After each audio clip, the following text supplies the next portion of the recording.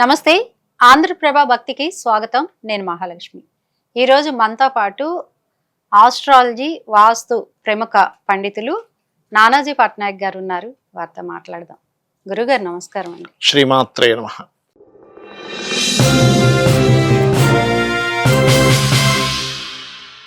అంటే ఈ ఏడాది ఏ రాసుల వారికి బాగుంటుంది, ఏ రాసుల వారికి బాగోదు, దీని గురించి ప్రేక్షకులు తెలుసుకోవాలనుకుంటున్నారు.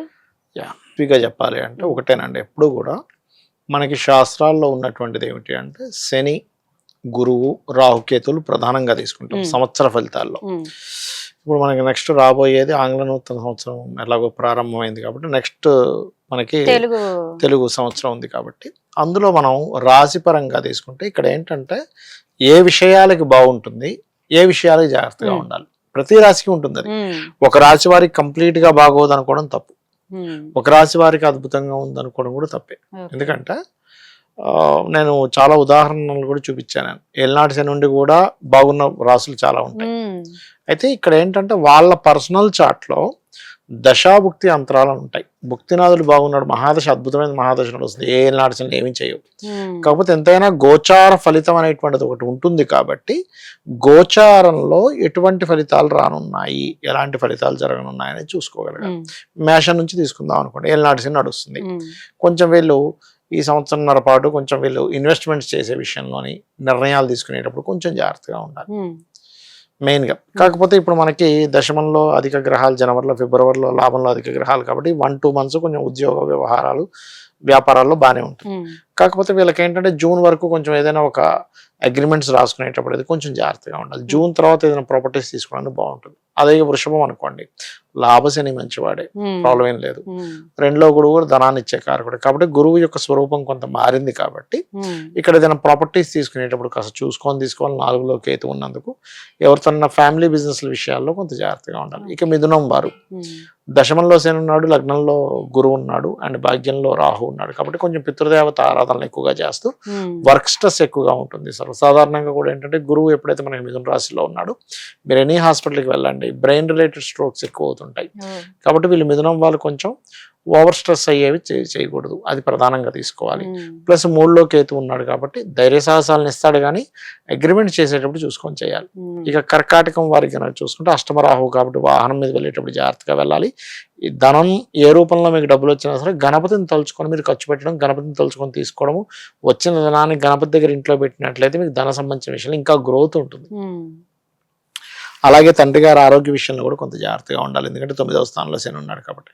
ఇక సింహం వారి కనుక చూసుకుంటే ఈ సంవత్సరం నవంబర్ వరకు రాశిలోనే కేతు సంచారం జరుగుతూ ఉంటుంది కాబట్టి ఇక్కడ తెలియని ఒక వైరాగ్యము, విరక్తి, ఏదో ఇంట్రెస్ట్ లేనటువంటి తత్వాన్ని ఇస్తూ ఉంటాడు. కాబట్టి ఉదయం నిద్రలేచిన వెంటనే కూడా ఒక్కసారి గణపతిని కనుక తలుచుకున్నట్లయితే బాగుంటుంది. సింహం వారికి ప్రస్తుతం అష్టమ శని నడుస్తుంది కాబట్టి ఆల్ ఆఫ్ సడన్ నిర్ణయాలు ప్రత్యేకంగా మన ఉద్యోగ సంబంధించిన విషయంలో చేయకూడదు. వివాహ సంబంధాలు చూసేటువంటి వారు సప్తమ రాహు ఉన్నాడు కాబట్టి విదేశీ సంబంధాలు చూసుకుంటే బాగుంటుంది. గురువు ఎలాగో లాభంలో ఉన్నాడు కాబట్టి కొంత వ్యాపార సంబంధించిన విషయంలో డియోల్గా ఉంటూ కొంత లాభాలు కూడా వస్తూ ఉంటాయి.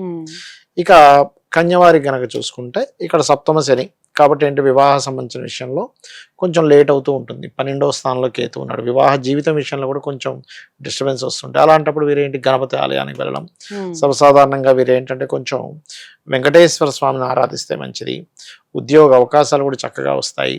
వీళ్ళ యొక్క జీవిత భాగస్వాములు పేర్ల మీద ఏదైనా ప్రాపర్టీస్ తీసుకోవడం, ఇలాంటివన్నీ కూడా జరుగుతూ ఉంటాయి. ఇక తులవారికి కనుక చూసుకుంటే 6వ స్థానంలో శని మంచివాడే కాబట్టి తులవారికి భాగ్య గురువు మంచిది కాదు, ఎందుకంటే ఈ లగ్నానికి పాపి కాబట్టి గైడ్ చేసే వాళ్ళే మిస్గైడ్ చేస్తూ ఉంటారు, అదొకటి ఉంటుంది. అలాగే బ్యాంక్ ట్రాన్సాక్షన్స్ విషయంలో జాగ్రత్తగా ఉండాలి. కాకపోతే వీరికి కాస్త ఈ సంవత్సరం జూన్ నుంచి ఇంకొంచెం కెరియర్ విషయంలో అభివృద్ధి ఉంటుంది. మెడికల్ రంగాలు, ఫార్మసీ, కెమికల్స్ రిలేటెడ్ సంబంధించిన వ్యాపారాలు ఉండేటువంటి వారికి ఆయుర్వేదం డాక్టర్స్ వీళ్ళకి బాగుంటుందని చెప్పుకోవచ్చు. కాకపోతే పంచమ రాహు ఉన్నాడు కాబట్టి రకరకాల ఆలోచనలు వస్తూ ఉంటాయి కాబట్టి దుర్గాదేవి ఆరాధన కనుక చేసుకున్నట్లయితే ఖచ్చితంగా బాగుంటుంది. ఇక అదేవిధంగా వృశ్చికం వారికి కనుక చూసుకుంటే సాధారణంగా వృశ్చికం వారికి ఏంటంటే కొంచెం పట్టుదల ఎక్కువగా ఉంటుంది. పంచమ శని ఉన్నాడు కాబట్టి కొంచెం తీసుకోవాల్సిన నిర్ణయాల విషయంలో కొంచెం లేట్ చేస్తూ ఉంటారు, అది మెయిన్ ప్రమాదం. అష్టమ గురువు ఉన్నాడని బాధపడాల్సిన పని లేదు, ఎందుకంటే గురువు అష్టమంలో ఉన్న ధనస్థానాన్ని చూస్తాడు కాబట్టి ధనపరంగా బాగుంటుంది ఈ సంవత్సరం వీరికి. కాకపోతే ఉద్యోగం విషయంలో తొందరపాటు నిర్ణయాలు తీసుకోకూడదు వృశ్చికం వారు, ఎందుకంటే దశమంలో కేతు ఉన్నాడు, 4లో రాహు. 4లో ఉండే రాహు ఏంటంటే విదేశాలకు వెళ్ళి అక్కడ ఏదైనా చదువుకోవడానికి, అక్కడ స్థిరపడడానికి చాలా బాగుంది. కానీ దశమంలో ఉండేటువంటి కేతువు మాత్రం ఇక్కడ ఏం చేస్తాడు అంటే, కేతు గ్రహం ఎప్పుడైతే దశమంలో ఉందో పర్టికులర్గా ఇక్కడ ఇచ్చేటువంటి రిజల్ట్, ఇది ఉద్యోగం విషయంలో తొందరపడి మానేయడం, విరక్తితోని చూడండి సడన్ గా రిజైన్ చేసి ఇంట్లో కూర్చుంటారు, అలాంటి తొందరపాటు నిర్ణయాలు తీసుకోకూడదు. ఇక ధనస్సు వారికి లగ్నాధిపతి వెళ్ళి సప్తమంలో ఉన్నాడు, రాస్యాధిపతి. వివాహ నిర్ణయాల విషయంలో కొంత పాజిటివ్గా ఉంటుంది. అదేవిధంగా కొంత అర్ధాష్టమ శని నడుస్తుంది కాబట్టి కొంత నిందలు పడుతూ ఉంటారు. ఇక్కడ ఏంటంటే ఎప్పుడైనా మనం ఎక్కువ నిందలు పడుతున్నామంటే మన పాపాన్ని వాళ్ళు తీసుకుంటున్నారు, మనల్ని నింద వేసిన వాడు తీసుకుంటున్నాడు మన పాపాన్ని, అది అర్థం చేసుకోవాలి. అప్పుడు నింద వేసిన వాడి మీద మనకి హ్యాపీగా ఉంటుంది.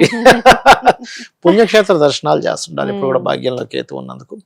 ప్లస్ వీళ్ళు ఎక్కువగా లక్ష్మీ నరసింహస్వామి ఆరాధన చేసుకుంటే మంచిది. ఇక మకరం వారికి 2లో శని, అష్టమంలో కేతు, 6వ స్థానంలో గురువు, 3వ స్థానంలో శని. శని మంచి ప్రదేశంలోనే ఉన్నాడు కాబట్టి గురువులతో శత్రుత్వాలు ఏర్పడుతూ ఉంటాయి. తాతగారు ఆస్తి విషయంలో కొంత జాగ్రత్తగా ఉండాలి. వీళ్ళు ఎంత దుర్గానామాన్ని, లలితా సహస్రనామాలను ఎంత చేస్తూ ఉంటే అంత మంచిది. గురువు 6లో ఉన్నందుకు శనగలు ఎక్కువగా దానంగా ఇస్తూ ఉండాలి. గోవులకి కాస్త ఎక్కువగా మీరు అరటి కాయలు తినిపిస్తే మంచిది. కాయలు, పండు కాదు, కాయ తినిపించాలి. కుంభం వారికి రాశిలో రాహు యొక్క సంచారం. సహజంగా కుంభం వాళ్ళ లక్షణం ఎలా ఉంటుందంటే ఎప్పుడు వాళ్ళు హ్యాపీగా ఉండాలి, పక్కన హ్యాపీగా ఉంచాలని చూస్తే ఎంజాయ్మెంట్ లగ్నం అంటారు, ఎంజాయ్మెంట్ రాశి అంటారు. రాహు వచ్చేసరికి ఏంటంటే తెలియని ఒక్కోసారి చూడండి కొంతమంది తొందరగా దిష్టి తగులుతుంది, తొందరగా బ్లాక్ మ్యాజిక్స్ లాంటివి జరుగుతుంటాయి వాళ్ళ మీద రాహు ఉన్నందుకు. అందుకని దుర్గా అష్టోత్తరం చదువుకోవడం, దుర్గా లాకెట్ లాంటిది మెడలో వేసుకుంటే చాలా మంచిది. అయితే వీళ్ళకి ఏంటంటే కొంచెం ఏలినాటి శని నడుస్తుంది కాబట్టి కాలభైరవ అష్టకం చదువుకుంటే ఫైనాన్షియల్ గ్రోత్ బాగుంటుంది, సంతాన అభివృద్ధి ఉంది. కాకపోతే వివాహ నిర్ణయాలు తప్పుగా తీసుకుంటారు, సప్తమ స్థానంలో కేతు ఉన్నాడు కాబట్టి. ఇక వీళ్ళకి ఎంత దుర్గానామాన్ని చేస్తూ ఎంత కాలభైరవ అష్టకం చేసుకుంటూ ఉంటే కొంచెం శారీరకంగాను ధనపరంగాను వీళ్ళకి బాగుంటుంది.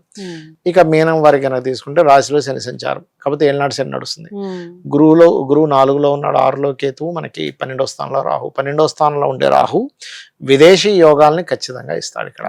కాకపోతే కొంచెం మందత్వము అంటారు. శని ఎప్పుడైనా రాశిలో జరిగేటప్పుడు ఏంటంటే సరే రేపు చూద్దాం, ఎల్లుండి చేద్దాం, ఇలా పోస్ట్ పోన్ చేయడం వల్ల అవకాశాలు పోగొట్టుకుంటారు.